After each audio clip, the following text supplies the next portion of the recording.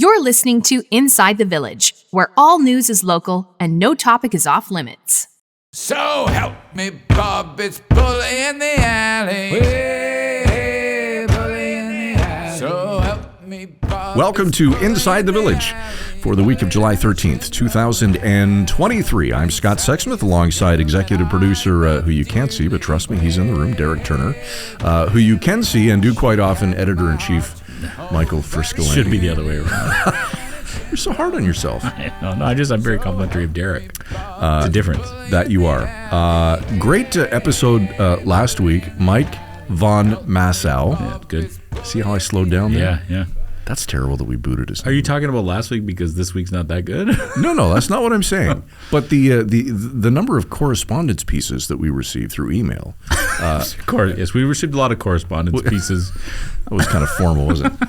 Everybody a lot of letters. Everybody has an opinion on best before dates. Shocking. It's amazing to me. It still does after 25 years in journalism. What stories resonate with people that you never think will be that big of generate that much interest or that much reaction. Yeah. This one, our emails were lighting up all weekend about it. It was crazy, and I'm not going to lie. I thought of you when I went through the fridge this weekend, and I thought, oh, Frisco, toss this, that judgmental.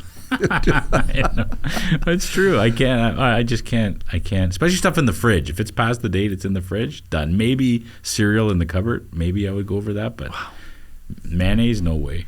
No. All right. The first word to Frisco.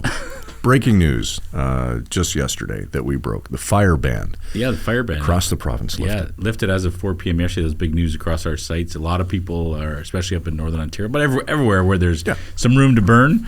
A lot of people asking in the last week or so, they're hearing rumors that the fire ban was going to be lifted. Sure enough, it is. Which is, good news. A lot of people are, spend their summers at the cottage or at the trailer, and then they miss having a campfire. I know my son's hockey coach wants to have a team party now that he can have a campfire out at his place. But you're not a huge fan, eh? Well, you know what? I am in the right setting. I like the odd campfire. But what I don't like is being forced to, smell it all the time. That's true. I mean, when you live in a residential area, yes. I think it's important to be respectful, and I'm just speaking in general terms here. But it's nice to be able to keep your windows open and not have to shut them off. Well, it's interesting, and I guess being a Southern Ontario boy and living in the North now, it is. I did have to ask somebody about it. So if you want to have a fire in your yard, you have to call Sioux Fire Services, and they come. You got to get a permit. You get a permit. Yeah. So as long as you have enough room in your backyard, but you're right. Like you can, in a residential area, you could be your backyard right beside your neighbor's house and having a fire going. And I'm sure it bothers some people. Obviously, it bothers some people. Well, so here's what I do. I've got one of those. What do they call them, Derek? The propane fire. Yeah. Flip the switch. Does it really feel warm when you put that on? It's fantastic. Is it? Yeah. Love it. Cool. No smell. Flip the switch. Instant flame. Yeah. Shut it off. Walk away. And walk away turns off. Yeah. And you're not impacted by a fire ban. Yeah, that's true. That's a good point. I just realized I didn't have my glasses on. I'm going to put them on so I can see you better. There. How's that? Look better? Well, I should have kept them on. Wow, somebody's on fire today. All right, let's move on to the first word to Frisco. We were on that. That was the first word. That was the first one. Well, it was the official first word. That wasn't it. It's just kind of a setup to the feature. Okay. All right. Can I continue? Yeah, sorry. All right. I thought that was the first item. No, it was just kind of our intro. Okay, sorry. Yeah. Sorry, my apologies. Check the tape on that, Derek. Yeah. I think he's wrong. Yeah. I think he's wrong, but... The first word to Frisco. Breaking news just yesterday that we broke. The fire ban. Yeah, the fire ban. Across the province. It's only our 53rd episode. You'd think you'd know the format by now. Body in car found in the parking lot at Health Sciences North in Sudbury. Yeah, that was a crazy story a lot of people were talking about. Yeah, it is. I mean, there was, you know the story as well as I do, but Len Gillis, one of our reporters at Sudbury.com, wrote about the story where I guess they'd found a body in a car, and the car had been parked at the facility for weeks, it seems, right? And so they did their own security review and have sort of updated some policies. But as we were talking before we went on, just the idea that a car can be parked in a public hospital for that long and nobody go check on it. I mean, I just feel like if we parked their car anywhere for an hour over the limit, it'd be towed. Well, just at our building alone, you get 2 hours. Yeah. 2 hours and 1 minute, you got a ticket. Yeah, it's a crazy story, and obviously our condolences to the family of the gentleman course, who was in the car. Ray Cameron. It's a very difficult situation, but you just wonder how that goes unnoticed, and I guess it happens, right? Well, he was apparently reported missing on or about the 7th of March, and then it was like the second week of June that he was discovered in a vehicle in the parking lot. So I'm not certainly implying that it was from March 7th until the middle of June that he was in the parking lot, but it was a long time. Yeah, it's a crazy story. All right, sticking with healthcare and hospitals, in Sault Ste. Marie, incredible story, switched at birth. Yeah, I think a lot of people across the chain may have read this story. It went across the chain as well. 2 men from Sault Ste. Marie who are now 71 are suing Sault Area Hospital for $4 million each, alleging that they were switched at birth in March 1952. And it came about, it's not detailed in the statement of claim, but it obviously came about because one of them did some DNA testing and realized they weren't who they thought they were, and somehow reached out to another gentleman who was born that day, and they all did DNA testing and confirmed that they were switched at birth. So you can imagine the emotions that would go through your mind as you discover that. The 2 men are not ready to talk just yet, so the story is based just on the court documents, but just one of those stories where you read the headline, switched at birth, Sioux men suing local hospital, and you just like, what? That's like the stuff of movies. Well, it is, and you wonder how often it's happened. Yeah, because you can see how easily it could happen. Mm-hmm. Especially years ago, the way that hospitals were set up. Now, like, as soon as the baby's born, there's a bracelet on them. They don't leave the room anymore. They don't go to the nursery anymore. But it is interesting. Ken Armstrong, who broke the story, did some digging and found another case in Manitoba. Spoke to a doctor who conducted a review there of that case. I believe it was 2 different sets of babies that were switched at birth, and same thing they discovered. The RCMP investigated, Health Canada investigated to realize that so much of the evidence was lost. The people who were involved were long dead. There didn't seem to be any suggestion that there was a criminal act that happened, so no criminal charges were laid, and it's just one of those things where it's left for the person who discovers that truth to have to live with it. But I can't imagine that. Yeah, wild stuff. Okay, today on Inside the Village, MNP Ltd, a insolvency firm based out of Burlington, has released a new report that states that Ontarians are having difficulty reaching their debt obligations. In fact, that has reached an all-time high, and the numbers are staggering. Yeah, and it's one of those topics we talk about quite a bit. We've had another guest on the show in the past talking about the debt levels in Ontario, and this seems to suggest that they're at their highest level, the highest ever, that the most people ever, about 38%, are saying that they're insolvent. They don't have enough money coming in the month to pay the bills that they have. And of course, with the Bank of Canada raising interest rates today, right, yeah, and the grocery store price tag still giving sticker shock to a lot of people, it's a bigger issue, and there's a lot of concern. So we're going to have a chat with one of the gentlemen behind this survey. We certainly will. David Gowling is his name, and he joins us next when we return on Inside the Village.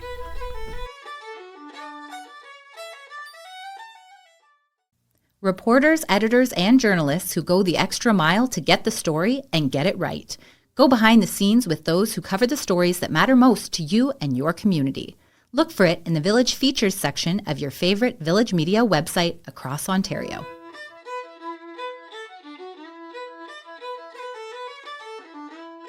Welcome back to Inside the Village with Michael Friscolanti, Editor-in-Chief here at Village Media.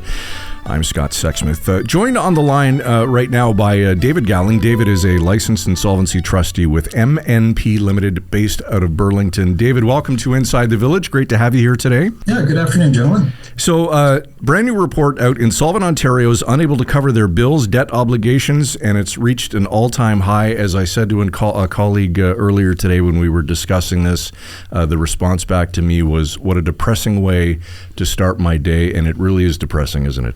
It can be. I like to try and see the glass as half full. What the debt index does is it just takes a gauge of, okay, how are people feeling? And, if we look at what's been happening over the last little while, the interest rates, the announcement just came out this morning, it's up another, 0.25%. So people start to get a little stressed about their debt. where are they sitting, and we're seeing that stress level has been going up. The one good part I do take out of our survey is, as a result of this, we have close to 90% of the people surveyed saying that they're going to be more careful with what they spend. So that says, okay, yes, people are anxious about the debt, but they are watching it. They're looking for a plan. The concern is those people where a plan isn't going to work. Groceries have been going up by very large amount. I think I saw one report that said, yes, inflation might only be 3%, but groceries are going up 9 to 10%. We also see a lot of people struggling to pay rent. Current market rents are getting to the level of crazy. And so those costs increasing is making it tougher and tougher for people to make ends meet. The income just isn't keeping track. And what happens is people get into a deficit. And that means more is going out than is coming in. They get into lines of credit. Then the lines of credit are into the credit cards, and then max out on the credit cards. And now you're into alternative lenders like payday loans. And that's really where the struggle is kind of reaching that end game. And that's kind of people are trying to reach, is to say that, now is the time to take action before you get in too deep. I appreciate that you're a half glass, what's the term? Half glass full kind of guy. That's good to hear. That's especially when you're dealing with debt and people's finances.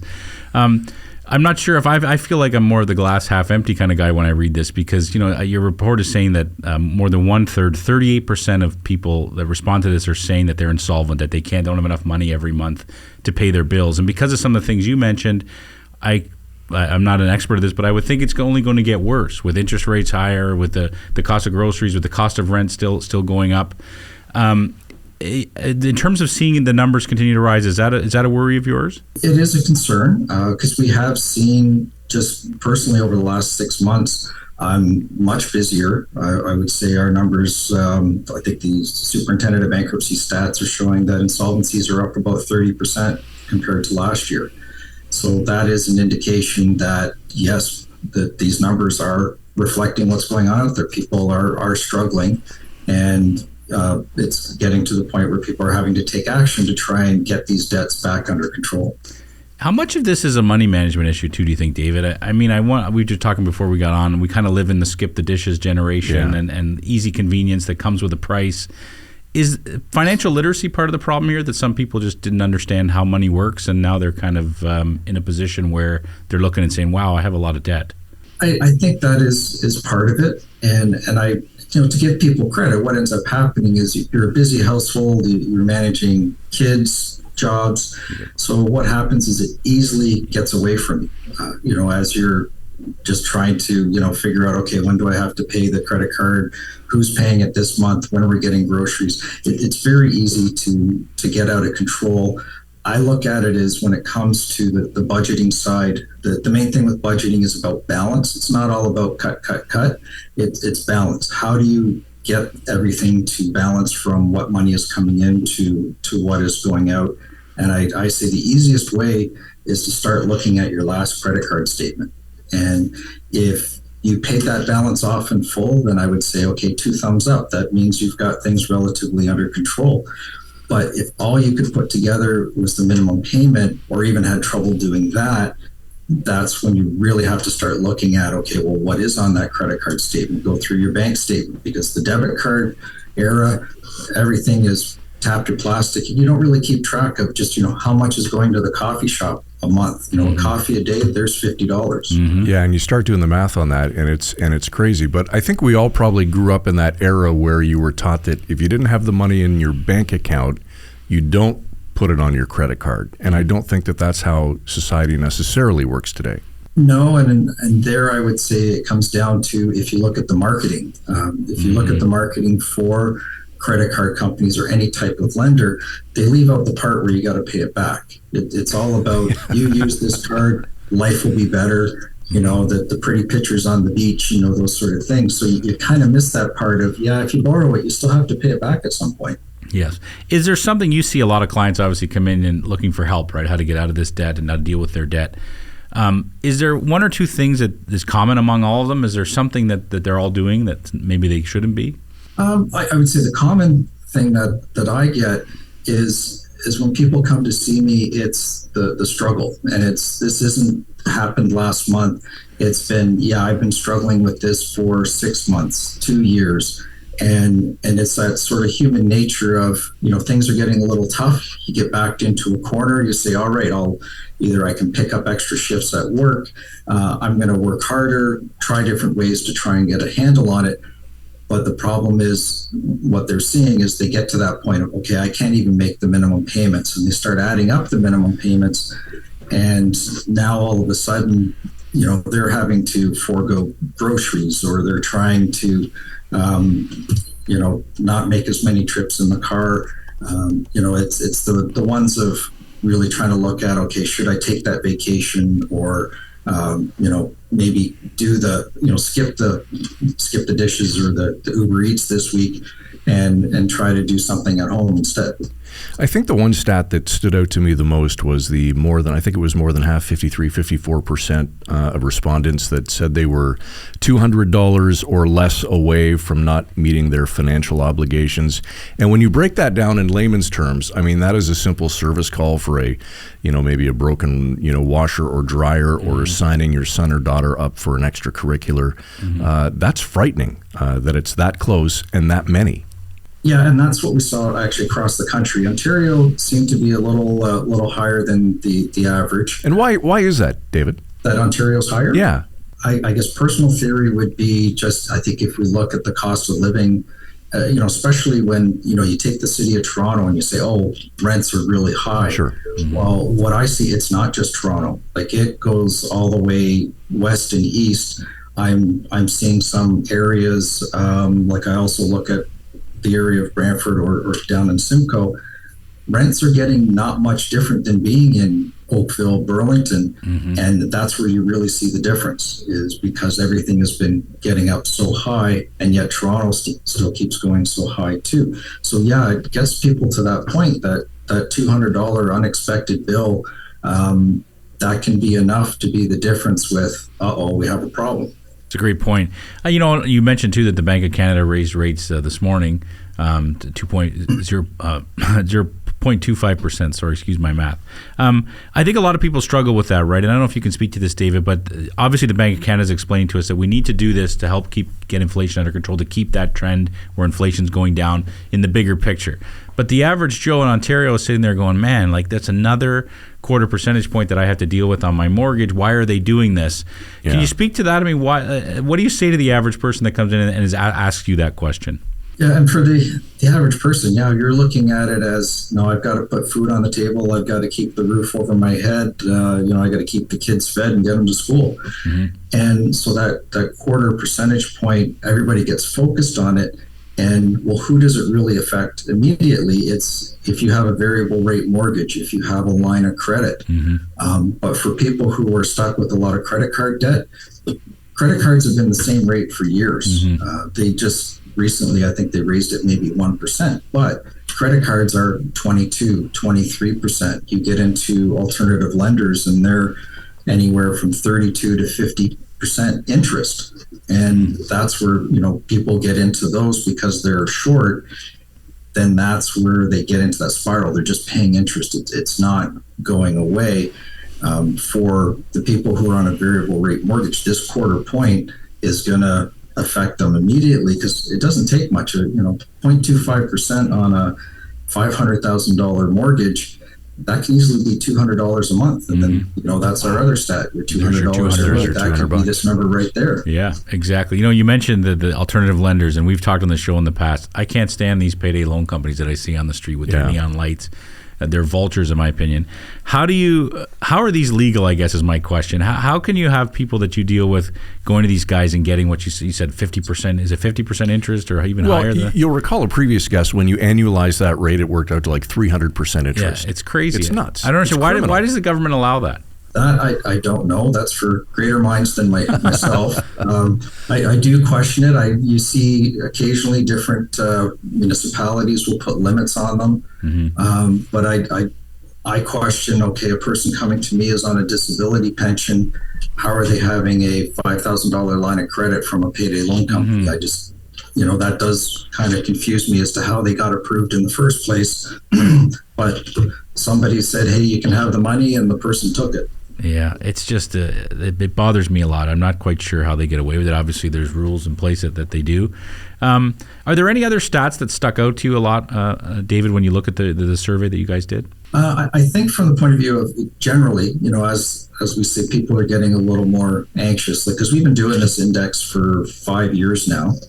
And one of the things we saw in COVID, it actually got a little better, that people were getting a little more positive. But of course, everybody was locked up in the house, so you couldn't go spend your money. So suddenly you've got savings. And then we saw actually in December that the number was actually a little bit lower than what it is now from a confidence level. And I think part of that was the anxiety coming in with, hey, I think interest rates are going to increase. And then in the spring, we saw it get a little better. But I think at that point, everybody was thinking, okay, that's it for the interest rate increases. We're going to be flat for a while. And then you get June. Oh, everybody thought they weren't going to touch the rates. Boom, they went up 0.25%. They just went up another 0.25%. And that just adds to the anxiety for people out there. David, you bring up COVID. I'm wondering, are we still in the midst of a bit of a post-COVID high where people are overspending and maybe overextending because for such a long period of time they couldn't? Is that part of the equation, do you think? I think that can be, and I think that was, maybe last summer, because the folks I'm going to see, again, that's going to be issues that happened six months to a year ago. And yeah, you look at all the different things, like airfares have gone crazy because they have all this pent-up demand. So now airlines can charge a lot more, hotels charge a lot more. So there has been that pent-up demand, but it'll be like a pendulum, and then people will look at it and say, okay, wow, this is way too costly, and then they'll start cutting that back, and then it'll hopefully reach a middle ground at some point. David, is there a success story you can share with us? I mean, obviously there's going to be a lot of people listening to this and saying, that's me. I'm the guy who's really paranoid about my debt. I'm nervous. I'm not meeting my bills every month. You've obviously seen these type of people come into your offices and looking for help. Is there a path where they could get out of this and be in a good shape a year from now? Yeah, what we look at is because being a licensed insolvency trustee, people think, oh, bankruptcy, that's a bad word. Stay away from these guys. And my approach has always been bankruptcy is last resort. If there's other options before doing that, I would want people to pursue that further. A common one we do is what's called a consumer proposal, where basically we're taking whatever their debt payments are, we're taking those debts and then we're restructuring it to a much smaller amount and then making the monthly payment something that fits within their budget.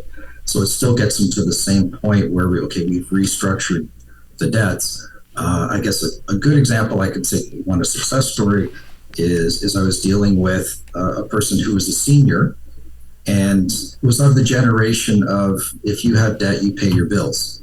And this person had been paying each month, and they were, I think they're out of their budget. It was about $800 a month was just going to minimum payments. And out of that $800, $750 was interest. Jeez. And once we went through, okay, here's all the options, and we got that payment down to $200, and we'll get rid of all of that debt. Then the person now was panicking to say, okay, now I have all this extra money. Am I in trouble? Yeah. And so I try to say, no, now you can, go to Swiss Chalet once a month. You have that money for that. Buy some more fruit and vegetables with the groceries. So it was a struggle for the person to realize, okay, I'm supposed to pay these debts, but it was never going to get paid. Mm-hmm. All right. There can be light at the end of the tunnel. Yep. David Gowling from MNP Ltd, a licensed insolvency trustee. David, thanks for this. Great perspective. Appreciate your time today. All right. Thank you very much. Have a good day.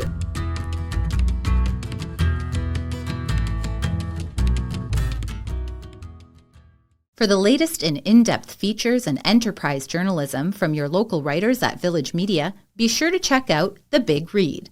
The Big Read. It's the full story behind the headlines. Look for The Big Read on your favorite Village Media website across Ontario.